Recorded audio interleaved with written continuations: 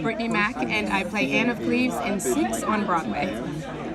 Where did you come up with this character? Because I swear you were the one I was not expecting. You know what? Honestly, the script, when it comes to Anne of Cleves, the script is pretty sparse, and she's pretty kind of open to interpretation in theory, right?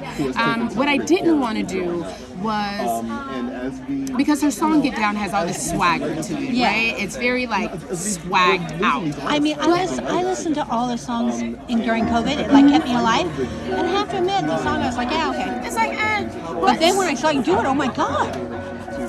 It's one of those ones where it sneaks up on you, right? The song I think it celebrates women in such a way that a lot of the other songs, none of the other songs in the show do. Not really. It's the one song that isn't centered around Henry. It's the one song that talks about how she got over it, and talks about her intelligence, and talks about just like, can you believe like this is my life and how it turned out, right? Just by being smart. And her history, her family, she was so brilliant. And what I wanted to bring was her brilliance and wit to the character. I wanted to bring life and I wanted to.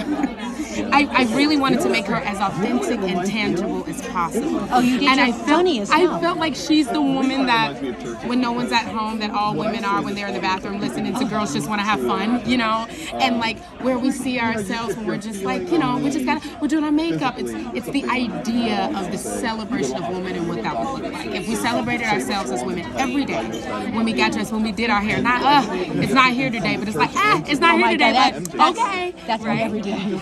You know, and it's like, oh my gosh, and instead it's like, oh my gosh, okay, but this is what we have. So it's taking being a woman and flipping it on its head and realizing how important it is to recognize the authority we have as women, and how when I sing "Get Down," it's saying get down to racial inequality, it's saying get down to sexual inequality, it's saying get down to any and everything that stands against the priority of being a human being at its highest place. I love that you're saying this, because this year it seems like we're celebrating people's sexuality instead of talent. Like, what the hell?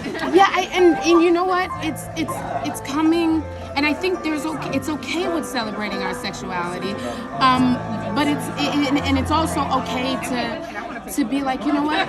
But what else is there to me, right? Exactly. What else? So in addition to your sexuality, now who are you as this sexual person, right? As this being, as this identity that you are now, right? And that's what we want to try to encourage and pull out while we're telling the stories of these incredible women. That it's not just I was rejected because of how I looked, and I was rejected because of this and that, right? Divorced, beheaded, died, divorced. That's how we know it, right? Right. Cool. Again, label.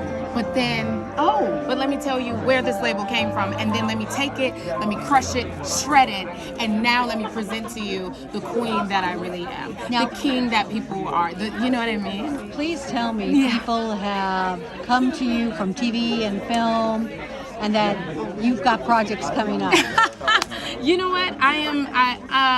I've been incredibly blessed to get a lot of different opportunities that come my way as a result, I think, of 6. I'm open to more coming, and I'm just right now, though, I'm taking this thing one day at a time and really enjoying being able to tell this story. And then when it's time for a shift, then it's time for a shift. I think you are fabulous. Thank you. If I thought I liked you on stage, I like you more as a person. Thank you. Thank you for talking to me. Thank you so much.